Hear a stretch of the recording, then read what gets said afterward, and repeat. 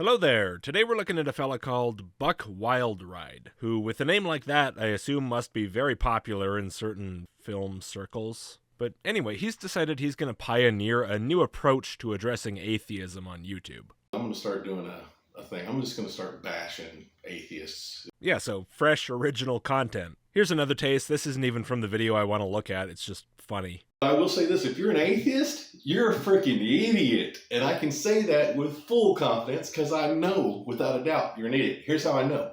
Because you're so blind to the truth, you don't even consider the truth. You just take what people tell you as face value. The world's round and it's spinning. Have you ever even done any research on anything, ever? Stupid atheists with their atheist opinions like the world is round. I'm just saying, if you're an atheist, I can't state it enough. I think you're the dumbest person on the planet. Hands down, stupid. You know how I know? Because I used to be you. Yeah, that's from a different video. I'm going to be skipping around a little bit. His videos are really long and rambly and pointless, so I'll be doing that a little bit. Just roll with it. So, Mr. Wildride used to be an atheist. I'd like to hear more about that. Could you elaborate a bit? I've done a lot of bad things, people. Worst of the worst. But I'll tell you one thing I did the most is I hated God. I hated him. Hated him.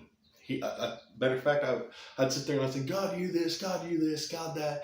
But why would I do that when I don't even believe in God, right? I agree. Why would you? That seems like it would be a very weird thing to do as an atheist. Kind of sounds like you were just a pissy, whiny theist. For some reason, a lot of the time when I see one of these stories about I used to be an atheist, the story is I hated God, I was mad at God, I didn't like that God did a bad thing or something, and then I immediately know that the person's either a total liar or doesn't know what they're talking about. But I would love to hear more about this atheist phase personally, some details, a little bit more in depth. But from what I can tell, looking around through videos, that seems to be as in-depth as it gets, which seems a little dumb. I used to be dumb. And guess what? I'm the smartest person I freaking know. Like, I don't know people as smart as me. I know a few, and I'm not trying to insult anybody out there. But I'm going to say this. I'm a smart mother effer. Period. Ah, that's good. I'm sure we can take you at your word about that one. So I guess you know what you're doing. It probably all makes sense somehow, even when none of it seems to. Anyway, this video is feeling kind of unfocused here. Can we maybe do like an argument for God type of thing? Start putting some meat on the bones here? Detective A, Wade Quinton. Detective B, you, whoever you might be. McPherson, P.I. We show up to a murder scene, okay? And there's a dead person lying there. Oh, shit! Someone's committed a murder at this murder scene. And I say, well, the one that killed this guy is God because he's the creator. He's the one that, he's the one that is a inspired word that is solid. He's the one, I give all the evidence of, you look outside, there's a creator. I give all these points. And then you as the atheist look at that same thing and just discount what I'm trying to tell you of my proofs, but you won't even look at my proofs because you don't even believe that they're evidence submittable. But yet we still have a dead body and I'm saying it's this guy, but you're just going, well, no, it's not that guy.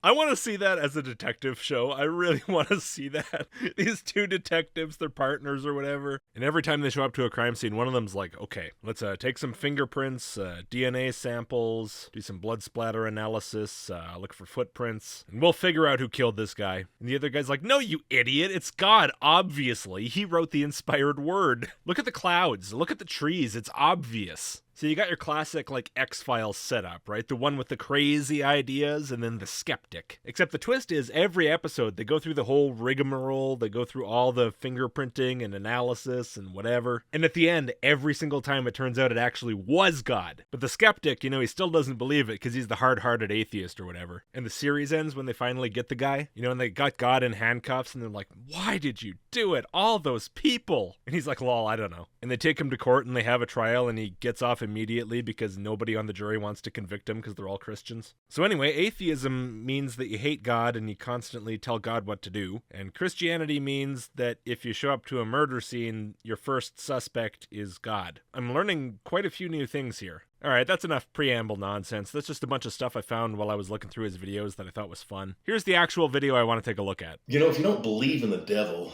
and you don't believe in God, it's funny. I wonder what you use, and I forget because it's been so long. I've been when I was an atheist. Yeah, one might almost think it was your whole life. I didn't I don't know how I justified in my brain the devil's work, because until you learn that there is a devil and he's the one that's like, we're in the spirit realm, right? So we're eternal beings, and it's hard to explain something that you can't see. It's almost like explaining the wind, right? Okay, so it's been so long since you were an atheist that you've forgotten that you almost certainly did not believe there was a devil, if you were an atheist, which I doubt. That stupid God I don't believe in. I hate him so much. He's always doing stuff I don't like. And then the devil's running around doing all kinds of devil works. How the hell am I supposed to explain that? Being an atheist sucks. Stop making the world all round and spinny, you devil asshole. It's bad for my narrative. You can see it's a powerful force that ripped the roof off my barn, right? The devil's work ripped the roof off your barn? Oh, the wind, right. Well, that's kind of also the devil's work, right? God wouldn't do that to you. He's too busy being a serial killer. So it's there, but yet you can't see it, but it's moving and it's a force. It's the same thing with God. God is everywhere. And the only difference between an atheist and a Christian is that a Christian can interact with God and an atheist can't. Geez, sure wish there was something like that for the wind, eh? You could have just been an a-windist and your barn would still be intact. Although that's not absolutely 100% true, because like I said, I've had experiences with God, but I invoked it in that I said, Lord, if you, and he showed up, right? And so that's what I'm asking you to do. If you're an atheist. No, thank you. You see, I'm an atheist. That means I don't talk to gods. I don't believe they exist. Why would I do that? For me to do that with any level of sincerity, I would have to believe it in the first place. Otherwise, I'd just be muttering a bunch of crap that I got told to say, and then go, well, that was a waste of time. It's so funny. It just amazes me because I used to be that guy. I was the atheist. Were you, though, or were you just grumpy? And I hated Christians, man. I just did. Because they had something I didn't have, which is peace. Well, we're going to hear about your life in the before times a little bit, and from what I can tell, pretty much anyone has more peace than you did. I don't know why you'd bother to single out the Christians instead of just looking around at everybody and saying, man, I really got to get my shit together. But then again, you're from Oklahoma. Probably most of the people around you were Christians, so the ones who did have their shit together probably happened to be Christians. If you're so smart, I don't know why that would lead you to link these things together in your head. But yeah, here's the standard against which we're judging peace. Partying all the time, drunk abuse, sex abuse, body abuse. I mean, fights, stabbed people, shot at people. I've done a lot of bad things, people. If that's true, which with a lot of these testimonials I take it with a grain of salt, then pretty much fucking anyone with any amount of having their head on their shoulders and not being a complete dumbass will look like the epitome of inner peace by comparison. Which you'll notice I have. Like I woke up this morning, man, I felt like crap. The allergies and stuff like that. It has always been a plague on my life. Bad, except for the past couple of years, but like I used to take shots all the time. Every year I had to have one. Until I gave it to Lord. I said, Lord, I know you don't want me suffering like this. Well, apparently he did. He caused you to suffer like that, right? Why wouldn't he want you to feel that way if he's doing it to you? Or is this the devil works? Are we being selective here? The bad stuff like allergies is the devil, and the good stuff like murder victims is God? And although it's a physical body thing, it's not like it's going to stop. It's not going to stop. What do you call that stuff? Pollinating outside. That's not going to stop. It's just the way my body reacts to it, right? So I woke up this morning, man, I'm all snotty. I can't breathe.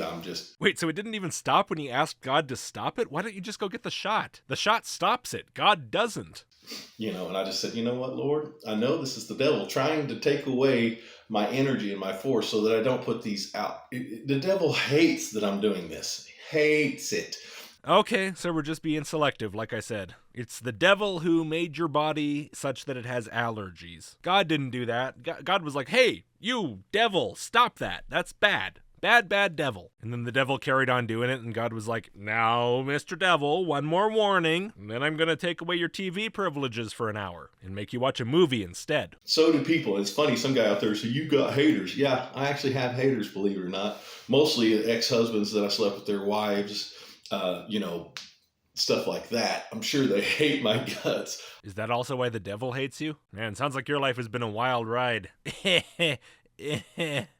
I pray to God they forgive me and they find it in their heart to forgive me, because that guy's dead. The guy that used to sleep with other people's wives is dead. He's no longer, guess what? He's a preacher. Well, which is it? Is he dead or is he a preacher? Anyway, our dead preacher goes off rambling about how God changes people, about how God wants you to open up the Bible and start reading it, and he starts talking about this section of the Bible that's about tithing, and about how it's a problem that the Bible talks about tithing because some people just want to make money and they abuse that, and then he just gets distracted and starts rambling about his own life. And that's way more interesting than the Bible stuff, so let's listen to that. I don't need your money. I don't want your money. I don't really care about money at all. I don't care about fame at all either, because of the fact that I've already been famous. I've been there. I've played for thousands and thousands of people. All right, this is going to be something interesting to dig into, because this is something that Mr. Wildride appears to like to bring up every time he talks about God, basically. He seems to kind of be stuck in the past on this, and use it as an important talking point in his religious discussions like he's going to do now, and it's just a weird story. Buckle up, it's going to be a wild ride. Okay, I'll stop. And guess what? It didn't do anything for me. It didn't fill me up. It didn't fill the void. Guess what? I remember the day that I played for 85,000 people live, day in the country, right down here in Glenpool, Oklahoma, on the corner of Elwood and 151st Street, 2001. Look it up. So I looked up the concert and I found things referring to the location that he's talking about, the corner of Elwood and 151st Street. It says it took place on the southeast corner of it, and there's a field there that I suppose is what was used to host the concert. Just using rulers in Google Earth, it seems like it's probably big enough to be used as a venue for a crowd that size, and I found some documentation about it that says Wade Quinton was lined up to play. So it's possible. I also found this picture of Blake Shelton on the stage, and I'm not sure about the crowd size. I don't have a direct view of them. I feel like for a radio station to draw 85,000 people out to a field in the middle of nowhere is questionable, especially when the closest city has 500,000 people, and Glenpool itself at the time had about 8,000. But just looking at the bit of the crowd I can see, I would say that's definitely a crowd of thousands. So at first these numbers jumped out at me as very suspicious, but it's actually at least possible. I found this musician page of Wade's. It's nothing personal, just musician stuff. And that says the crowd was at least 50,000, which I don't know why we're jumping to 85,000 now, but okay. Maybe that number's been steadily growing in his head the whole time, who knows. Anyway, I know that's a pointless tangent, but I went through all the nonsense of verifying this because I thought, hey, if it turns out to be just like 12 rednecks in a field, it'd be really funny. But no, it does seem to have been a real concert, and Blake Shelton did play there, and Wade Quinton seems to have been scheduled. So good job, Wade, that's cool. I mean, that doesn't really make you famous or anything. I've already been famous. I've been there. But it's an achievement. It's a cool thing to do in your life. 85,000 people. Wade Quinton. How's everybody doing tonight? Oh, we're doing great. I'm tweaked out of my gourd. I'm on so much meth, it's not even funny. Oh, now I get it. I'm walking and pacing back and forth because I'm nervous, because I'm tweaked out, because I'm getting ready to play for 85,000 people. Blake Shelton is there. My bus, his bus. You had a bus? Or was it just like the bus? Like you took the bus from Tulsa? I get off my bus. I'm pacing out in front. Blake Shelton comes out and he's like, dude, you're all right? I didn't even recognize it was Blake Shelton. He's like... Was it even Blake Shelton? I guess who knows? Maybe there's a reason you didn't recognize him. Well, you okay, buddy? I'm like, man, I got to get out there and play for all these people. And he's like, me too. And I look up and I'm like, oh my God, it's Blake Shelton. How you doing, dude? Nice to meet you. Wait, and you jerked him off without even shaking his hand first? Shit, you really were high. I'm sure he appreciated it, though. It's a nice thing to do. Common courtesy, really. If anyone ever meets me in real life, I hope that's what they do, too. I'm Wade Quinton. And he goes, man, you're going to do just fine. Just get out there. Don't be nervous. He didn't realize that I'd just done a freaking 8-ball. Or not an 8-ball, but I did a lot of dope. And, Funny story. Anyway, I played for 85,000 people. It's great. Had a good time. It's amazing how somebody can be drunk, high, on meth, and then all of a sudden just flip a switch and go, how's everybody doing? That's the only thing you've said you actually did. Go, how's everybody doing tonight? And you say that's how you faked it for a minute. Is that all you did? Just get up on stage and stagger around and go, how's everybody doing tonight? And fake it for just a minute. And then when I got off the stage, guess what? I thought they were after me, and I left. I'm not surprised. After a performance like that, maybe they were after you to get refunds on their tickets. I mean, apparently the tickets were free, but even so, I think I'd still want a refund. I was supposed to play another show in the campus, on that campus ground. I was supposed to play an acoustic in between sets over here, and I was like, screw that, I'm out of here. I'm gone. I left. I wanted to kill myself. Come on, man. I wanted to kill myself on a daily basis. I wanted to be dead. And just to be clear, you're blaming this on your atheism, not on your rampant, irresponsible drug use. You know who else really appears to have peace compared to a drug abuser? Other than a Christian? A non-drug abuser. I really think that might be the key distinction that you're looking for. So how about some flat earth stuff? Like if you study gravity, for example, study it. Is that because we're spinning 66,000 miles an hour around the sun? No. Nope. We know. That's because that's heavy and the air is light. Yeah, I think Mr. Wildride got his education on science from a Flat Earth Man song. I did a review of this one as a Patreon exclusive one time. How the hell could a ball that spins make a force so strong that sucks everything in? An object always falls to the ground if it's heavier than the air that surrounds. If it's lighter than air, then it'll rise. Because if I take a helium balloon and I go whoop, guess what? Gravity's not sucking it down. Why? Because it's lighter than air. So gravity is bull crap. Oh my god! Helium balloon go up? This friggin' annihilates gravity. Somebody's got to write to the gravitationologists. This helium balloon concept is going to cause a scientific revolution. Yeah, it's another theory. It's science. It's not true. That's not a truth. I don't care if you believe that or not. Smartest guy he knows. Do the research on it. Take a balloon and drop it, and then drop this, and tell me why did it not fall at the same speed? Do you actually want to know, or are you just going to say one's lighter and one's heavier, and so gravity's bullshit? Take a feather, drop it. Okay, anyway.